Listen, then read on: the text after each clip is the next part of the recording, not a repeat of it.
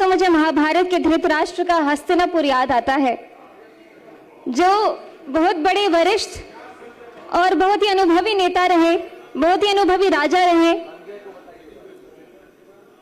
लेकिन वो अंधे थे।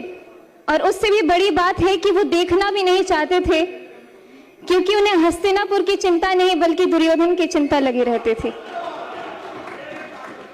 जब इस धरती की बेटियां स्कूल जाने से डरती थी, जब सरकारी स्कूल के नाम पर सिर्फ टूटी फूटी दीवारें, जब शिक्षक वेतन के लिए दर बदर भटकते रहते थे, जब दोपहर का खाना नहीं मिलता था तो बच्चे भूखे पेट पढ़ने जाते थे और ज्यादातर तो जाते भी नहीं थे। जनता चिल्लाती रहती थी कि स्कूल में शिक्षक नहीं है तो कानों पे पट्टी। जनता रोती रहती थी कि बेटी पढ़ नहीं पा रही है तो आंखों पे पट्टी।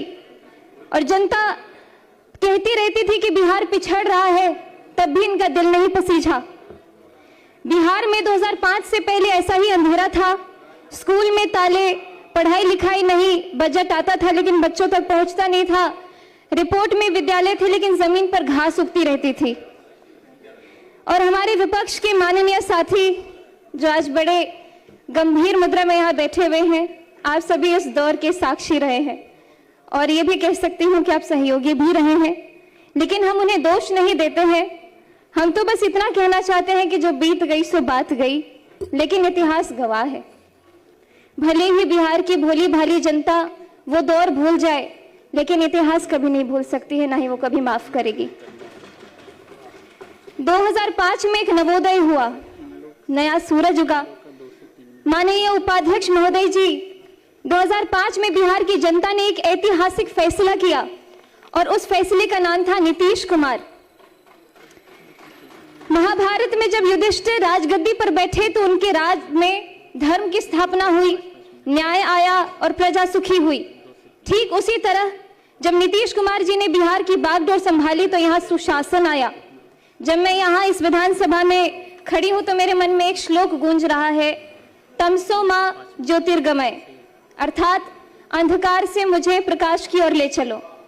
यही बिहार रहा है, अंधकार से प्रकाश की ओर, भय से आत्मविश्वास की ओर, अपमान से सम्मान की ओर और जंगल राज से सुशासन की ओर। उपाध्यक्ष जी, नीतीश कुमार जी ने एक ऐसी योजना शुरू की जिसने पूरे देश को चौंका दिया, मुख्यमंत्री साइकिल योजना, जिसके बारे में सभी ने बात की है। और मैं खासकर इसलिए बोलना चाहती हूँ कि मेरी आंखों देखी कहानी है।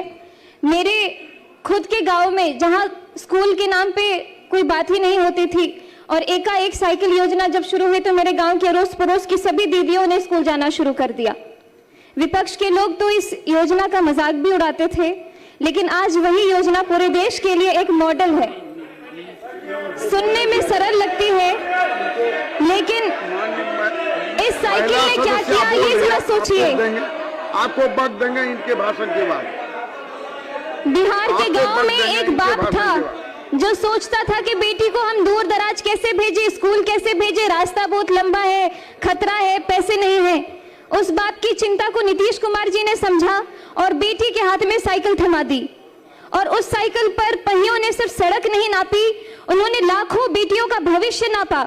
ड्रॉप आउट दर गिरी, नामांकन बढ़ा और बिहार की बेटी ने कहा हम भी पढ़ेंगे और हम भी आगे बढ़ेंगे। मैं भी उदाहरण स्वरूप बिहार के लोकतंत्र के सबसे बड़े मंदिर में आज आप सभी के बीच में खड़ी हूं। अगर मैं 2005 को देख करके, ध्यान करके 2005 से पहले की बात करूं तो संभावना भी नहीं था कि मैं यहाँ पे खड़ी होती या फिर कोई ऐसी उम्मीद मेरे अंदर जगती। बालिका साक्षरता 33%, मतलब 3 में से 2 बच्चियां हमारी अनपढ़ रहा करती थी। टोका टोकी नहीं। उस दशकों की अव्यवस्था के कानून ने न जाने कितनों की जवानी छीन ली। आप सभी तो उसके खुद साक्ष्य रहे हैं। लगभग 2 दशक बिहार शिक्षा से वंचित रहा। कई पीढ़ियां इसका दंश आज भी झेल रही है। बीडीओ साहब, आप खुद अपने दिल पे हाथ रख के बोलिए कि मैं जो बोली क्या वो झूठ है। आप दिल पे हाथ रख के बोलिए, आप खुद अपने दिल पे हाथ रख के बोलिए। उपाध्यक्ष जी, पढ़ाई तभी होती है जब सुरक्षा होती है। हमारे नीतीश कुमार जी ने समझा कि बिहार के बच्चों को किताब के साथ साथ सुरक्षा भी चाहिए। आप जानते हैं मैं एक कलाकार भी रही हूं। मैं जब पहले आती थी तो पहले की कहानियां सुनती थी, अरे बउआ 5-6 बजे के बाद गाड़ियों से नहीं जाके छे, एना एना एना कत जेबे कार्यक्रम नहीं भ सके छे। लेकिन अभी बिहार में हम रात भर घूमते, रात के 3 बजे मैं खुद दरभंगा से आई और पटना में अपने घर में पहुंची, बहुत सुरक्षित। और शराबबंदी से लेकर महिला सुरक्षा के लिए बड़े बड़े कानून तक हर कदम पर नीतीश कुमार जी ने अरे आप सुन तो लीजिए मेरी बात। बेटियों के पक्ष में खड़े होकर हमारे माननीय मुख्यमंत्री जी ने निर्णय लिया है। और आज जब मैं बिहार के सबसे युवा विधायकों में से एक इस सदन में खड़ी होकर के बोल रही हूं तो न जाने आपको क्यों इतनी दिक्कत हो रही है। माननीय उपाध्यक्ष महोदय जी, अब आते हम आज के बजट पर, और मैं यहाँ में बात करूंगी इस डबल इंजन की जिसने बिहार की शिक्षा को नई ऊंचाइयों तक पहुंचाया है। अपना भाषण कंक्लूड करें।